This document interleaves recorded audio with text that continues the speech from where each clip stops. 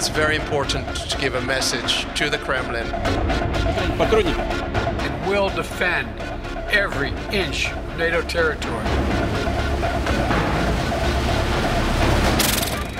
A 75 años de su fundación en 1949, después de la Segunda Guerra Mundial, lo que marcó el inicio de la Guerra Fría, la Organización del Tratado del Atlántico Norte tiene motivos renovados para reformular sus objetivos y su estructura militar, que hace muy poco sumó a 2 nuevos miembros, Finlandia y Suecia, ampliando el número de países que la integran a 32.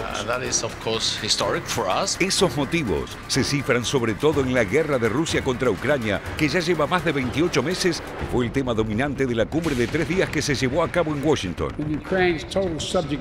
Allí, el eje central de todas las intervenciones y debates fue el mayor conflicto en Europa en décadas y la modalidad que los aliados implementarán en el futuro inmediato para continuar canalizando ayuda militar a Ucrania y frustrar la ofensiva del presidente ruso Vladimir Putin.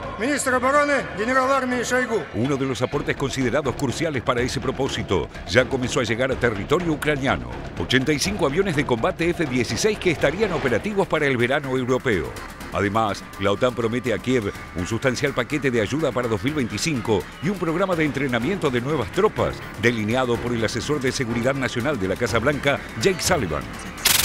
In the coming days, NATO will also announce robust new measures of support, including a new NATO military command in Germany, led by a 3-star general, that will launch a training, equipping, and force development program for Ukrainian troops.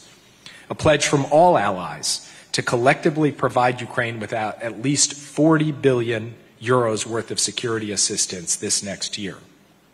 And a new NATO senior representative in Kyiv appointed by Secretary General Stoltenberg. Pero el factor decisivo es político y no ocurrirá hasta que no termine la guerra. La esperada incorporación de Ucrania a la alianza militar. Esto es así, sobre todo porque en virtud del artículo 5 del tratado, si Kiev estuviera dentro de la OTAN, la organización debería entrar en guerra con Rusia, país con el mayor arsenal de armas nucleares del mundo. Por eso, por ahora, los aliados solo pueden dar pasos módicos y recurrir a la retórica. Support that we are giving Ukraine in terms of making it in the future into a NATO member, in terms of financial and military assistance, and in terms of coordinating assistance is extremely important. I think it's very important to give a message to the Kremlin from here that Ukraine's path and bridge towards NATO membership is now irreversible. La cumbre de la OTAN se desarrolla en momentos en que la discusión política doméstica en los Estados Unidos atraviesa un momento crítico por las dudas sobre la salud cognitiva del presidente Joe Biden y su capacidad de ganar las elecciones de noviembre y gobernar otros 4 años. Today, NATO is stronger, smarter, and more energized. Retrospectivamente, sin embargo, la Alianza Atlántica le debe su expansión a Biden tras el congelamiento que le impuso la administración Trump. Durante la presidencia de Biden, a quien más allá de su actual declinación, todos le reconocen una amplia experiencia internacional, los países de la OTAN que gastan un 2% o más de su PBI en defensa pasaron de 9 a 23. Se incrementaron a 500.000 las tropas de la coalición disponibles para un despliegue inmediato y se relanzó tanto en Estados Unidos como en Europa la producción industrial militar con miras a un eventual conflicto prolongado. I'm very pleased that today all NATO members are making the pledge to expand our industrial base and our industrial capacity, like our defense spending commitment. This is a critical step to maintaining our security. The first time ever, every NATO nation is pledging to develop plans for defense production at home. This new pledge sends an unmistakable message to the world that every NATO member is committed to doing their part to keep the alliance strong. We can and will defend every inch of NATO territory, and we'll do it together. Nadie tiene dudas de que un paso al costado de Biden para noviembre o un eventual triunfo de Donald Trump tendrá un efecto directo en la guerra en Ucrania.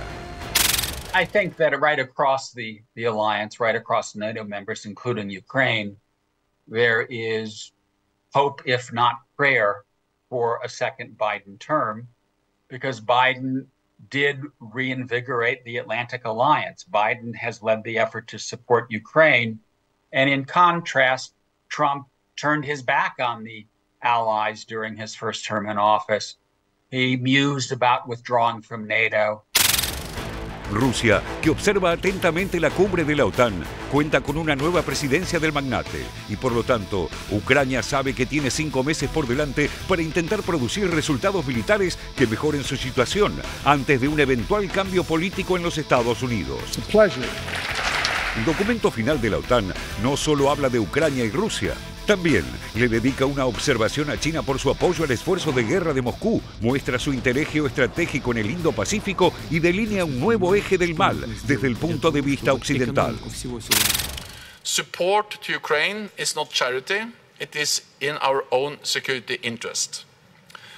And we will reinforce our partnerships in the Indo-Pacific to push against the growing alignment of Russia, China, Iran and North Korea.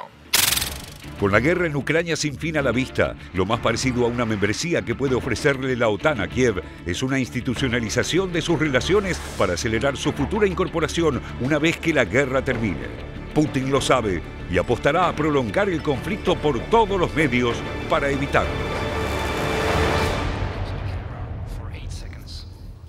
Bueno, allí parte de lo que sucedió en esta cumbre de la OTAN, pero veamos con estos datos bien concretos la evolución justamente de la OTAN. Rápidamente empezamos a repasar la sede Bruselas, Bélgica, fundación el 4 de abril de 1949, países fundadores 12, miembros actuales 32, Fuerzas Armadas combinadas, más de 3,5 millones de soldados, miembros con armas nucleares, Estados Unidos, Francia y el Reino Unido. Seguimos avanzando con los objetivos estratégicos originales. A ver, paz y seguridad en América del Norte y Europa, contención de la expansión de la Unión Soviética durante la Segunda Posguerra y la Guerra Fría.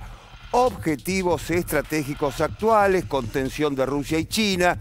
Principales misiones: Bosnia, 1992, 1995, Yugoslavia, año 1999, Afganistán, 2001-2014, Libia, año 2011, bueno, y Ucrania, 2022, justamente es la cuestión más actual en lo que tiene que ver con los objetivos estratégicos y las principales misiones de la OTAN. Le habíamos adelantado, tenemos un invitado, Félix Taylor. A ver, la ficha de nuestro invitado de este viernes. Nuestro invitado de hoy es Luciano Ancelini, él es doctor en Ciencias Sociales por la Universidad de Buenos Aires, profesor en las Universidades Nacionales de San Martín, Quilmes y la Universidad Torcuato Di Tella y exdirector nacional de Planeamiento y Estrategia del Ministerio de Defensa.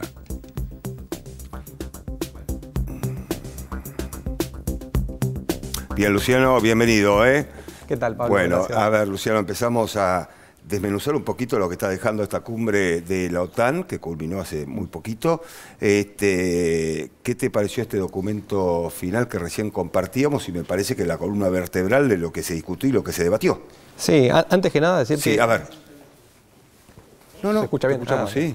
No, antes que nada decir que tanto el informe, digamos, como la síntesis que realizan es muy pormenorizada, de manera que bueno, tal vez lo que hay que detectar son algunos aspectos, digamos, estratégicos. Yo creo que la declaración no sale de lo que era más o menos esperable, digamos, hay un compromiso efectivamente de parte de, digamos, la OTAN de apoyar, seguir apoyando, digamos, a Ucrania. Ahí aparece la idea, digamos, de sistemas de defensa aérea. Ahí aparece el tema de los aviones cazabombarderos F-16, similares a los que está, bueno, supuestamente incorporando la Argentina en lo sucesivo. Digamos, esto va a ser vía Dinamarca y vía Países Bajos. Digamos, hay un compromiso que era lo esperable.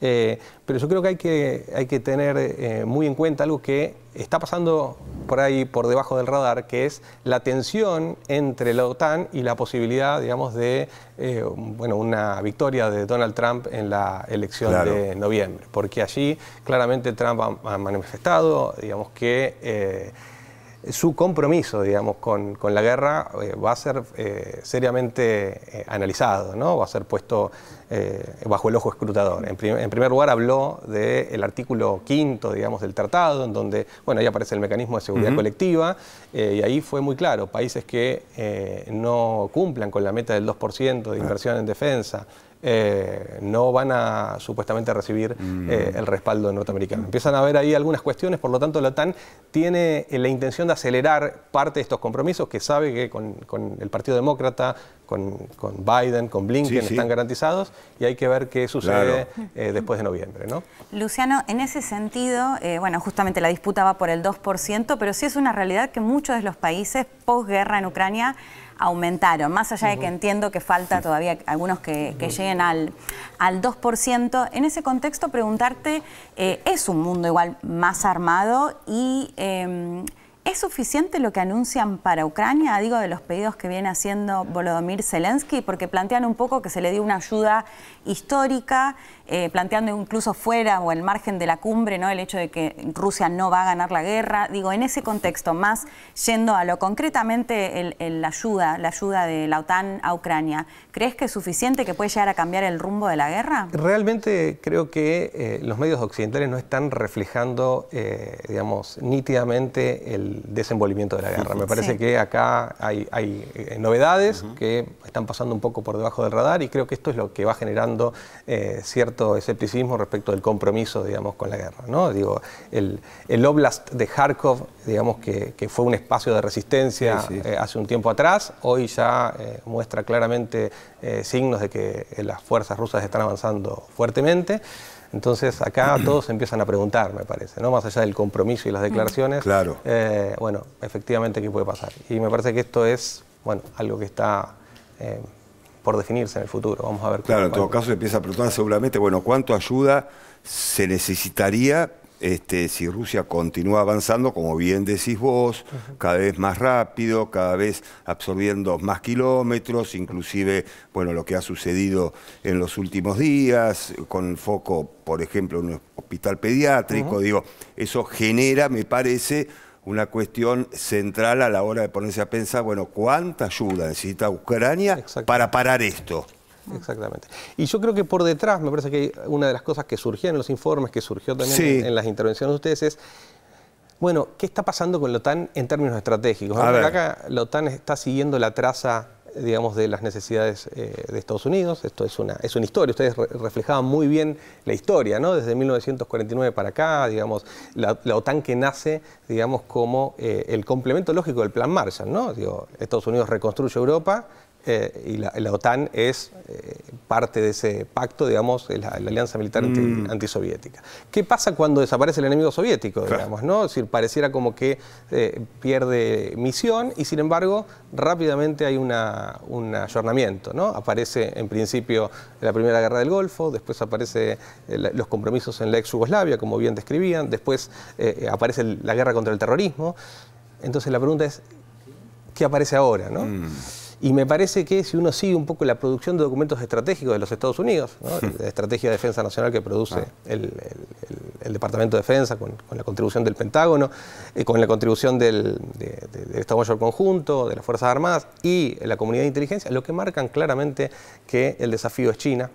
Y la OTAN esto lo refleja en sus documentos. China aparece en los documentos de la OTAN como un desafío sistemático. Y desde luego aparece Rusia, digamos, como una amenaza directa. En este sentido me parece que lo que sucede es que la OTAN sigue la traza, digamos, de las definiciones estratégicas de Estados Unidos. En este sentido es toda una incógnita qué va a pasar con Trump. Si lo que va a pesar más es el líder, digamos, que empieza a marcar algunas dudas respecto de la OTAN, o los poderes tradicionales, las corporaciones, ¿no? El complejo militar industrial, la corporación militar, el establishment de Washington, ¿no? Me parece que ahí Trump aparece como un gran signo de pregunta. Sí, y además no solo Trump, ¿no?, sino también parte de la ultraderecha en Europa, que también por ahí tienen una postura más anti-OTAN. Luciano, en ese contexto justamente iba a China, porque vos decías, bueno, era medio predecible lo que iban a decir con respecto a Rusia. Este planteo sigue siendo Rusia, digamos, lo más importante, creo que lo plantean así tal cual en el documento para la seguridad de nuestros aliados. Y en ese documento también se habla de China, de hecho lo cuestionan por tener una asociación estratégica con Rusia. Rusia. Y vos decías, bueno, ¿qué más puede venir? Bueno, ahí está siempre Taiwán ahí también presente, ¿no? ¿Crees que se puede llegar a ir? Porque también en una parte del documento le dicen a China como esto no puede resultarle gratis, digamos, el tener una asociación estratégica. Más allá que China ya salió y dijo, bueno, no sé por qué siempre van como para el conflicto y demás. ¿Crees que se puede llegar a ir a un conflicto en ese sentido? ¿O qué rol puede jugar, digamos, China en todo este contexto y que lo sumen de esta manera tan fuerte al documento? Bueno, es todo un tema, ¿no? Sumar a China de esta forma. China tiene siempre formas mucho más amigables, digamos, pero sin embargo ahí aparece que el vínculo, digamos, entre Xi Jinping y Putin es un vínculo estrecho, es un vínculo fuerte, digamos.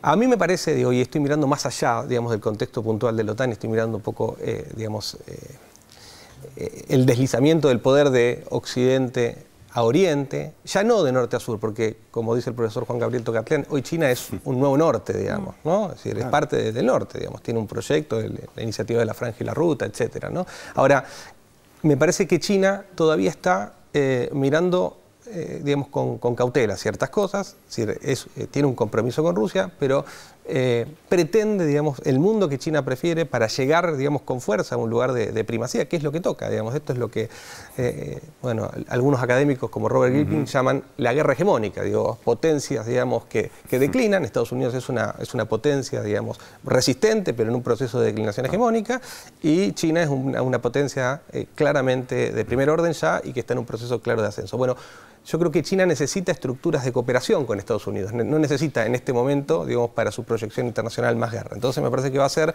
todos los esfuerzos que hagan falta, digamos, toda la sofisticación de la diplomacia y de la geoestrategia, digamos, china, para, digamos, que esto pueda tener un freno, que pueda tener digamos, pueda ser canalizado de modo diplomático. Pero, bueno, todos sabemos que en estos temas, por ejemplo, la guerra de Ucrania u otros conflictos que pueden darse, como mencionaban recién el tema de Taiwán, bueno, a veces son errores estratégicos, a veces son errores de cálculos y el mundo es impredecible, digamos, ¿no? Así que, bueno, ahí aparecen también nuevas incógnitas. Bien, Luciano, bueno, volvemos a lo que ha sucedido en las últimas horas en esta cumbre de la OTAN. En el informe lo mencionamos, la actuación del presidente Biden con dos lapsus importantes, recorrieron el mundo en todos los portales. Pero ¿qué pasó? ¿Qué dijo? Esto. And now I want to hand it over to the president of Ukraine, who has as much courage as he has determination. Ladies and gentlemen, President Putin. President Putin. We're going to beat President Putin. President Zelensky. I'm so focused on beating Putin, we got to worry about it. Anyway, Mr. President. I'm better.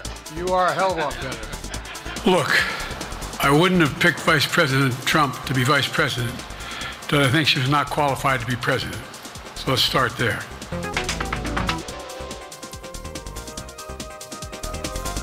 Bueno, a ver, Leticia, bueno, estos dos lapsus, después su actuación en el debate presidencial, y había mucha un pedido que se va multiplicando, ¿no? Sí, para que Pablo, se baje de su carrera presidencial, esta es la verdad. Exactamente, de hecho decíamos, bueno, había mucha expectativa por esta rueda de prensa que iba a dar Biden, digo, que se esté...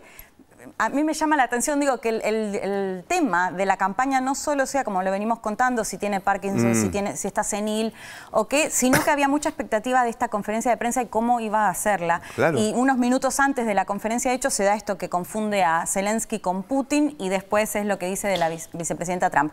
Bueno, a ver, venimos desde el debate, ha pasado varias de estas situaciones, siempre se remarca, Biden nunca fue un gran orador y siempre ha tenido muchos de estos lapsus. El tema es que, bueno, ahora ya me parece que son mucho más seguido y empieza a instalarse más la idea, si la noche del debate fue una mala noche, o si estamos hablando ya de una condición de salud, lógico, que podría llegar a complicarlo. Bueno, esto generó que justamente, ya lo venimos viendo, varios miembros, incluso legisladores del Partido Demócrata, incluso actores como George Clooney, entre otros, que son simpatizantes y de hecho participan también de las campañas de recaudación, medios de comunicación que sabemos que son muy críticos con Donald Trump o con la idea de que vuelva a gobernar Trump y que lo están justamente cuestionando fuertemente a Biden, pidiéndole directamente que se baje. New York Times también, como protagonista de lo que está pasando justamente en estos minutos. Hay un contador justamente en New York Times que está allí replicando aquellos legisladores y